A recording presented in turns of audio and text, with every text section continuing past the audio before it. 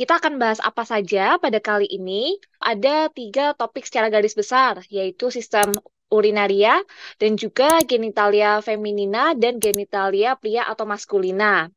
Di mana di sistem urinaria ini kita akan bahas tentang ginjal atau ren, kemudian ureter, vesika urinaria, dan uretra. Kemudian di topik yang kedua kita akan membahas lebih dalam tentang ovarium, uterus, dan tuba. Dan di topik yang ketiga atau terakhir kita akan bahas cukup banyak, yaitu ada testis, ductus deferens, vesicula seminalis, ductus epididymis, prostat, dan penis. Oke, sebelum kita menuju ke histologinya, sebelumnya kita review kembali tentang apa sih yang dimaksud dengan sistem urogenital. Jadi dari namanya kita bisa mengetahui bahwa urogenital itu berasal dari kata urinaria yang artinya sistem perkemihan dan juga genital yang berarti kelamin atau alat reproduksi. Jadi urogenital sendiri ini tersusun atas sistem urinaria dan genitalia, di mana sistem urinaria seperti sebelumnya tercantum di mind map itu terdiri atas 4 organ pentingnya, yaitu ginjal, ureter, vesika urinaria, dan uretra. Sedangkan pada sistem genitalia ini berbeda antara wanita dan pria yang akan kita bahas lebih lanjut setelah ini. Sebelumnya kita review kembali sistem urinaria atau sering juga disebut dengan tractus urinarius atau saluran kemih. Merupakan sistem yang berfungsi untuk memproduksi, mengumpulkan, dan membuang urin. Di sini ginjal posisinya jumlahnya 2, ginjal atau nama lainnya ren. Nanti kita akan bahas lebih lanjut satu persatu secara anatomisnya. Kemudian urin akan dialirkan melalui ureter dan ditampung di vesika urinaria atau kandung kemih, kemudian akan dikeluarkan melalui uretra.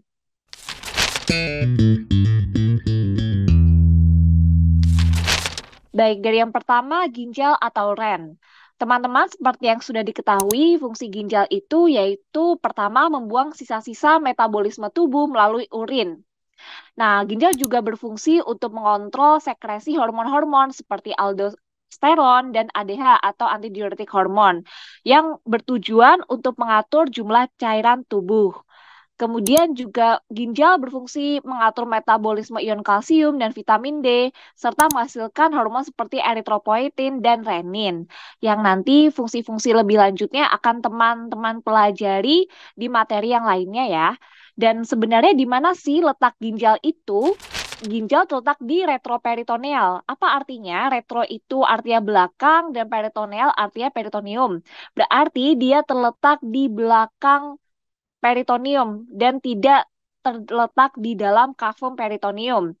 Nah, di sini teman-teman bisa lihat dari sisi belakang ini. Di mana yang pertama ren sinistra, ginjal kiri, itu posisinya lebih tinggi dibandingkan ginjal kanan. Lebih tepatnya ada di T12, setinggi T12 hingga L2.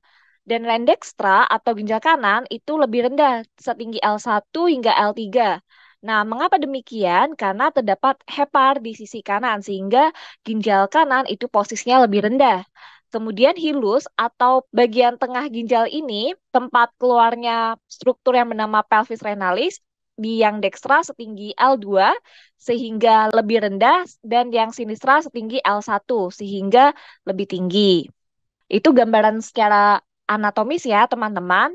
Ini sekarang kita membahas satu persatu bagian dari ginjal.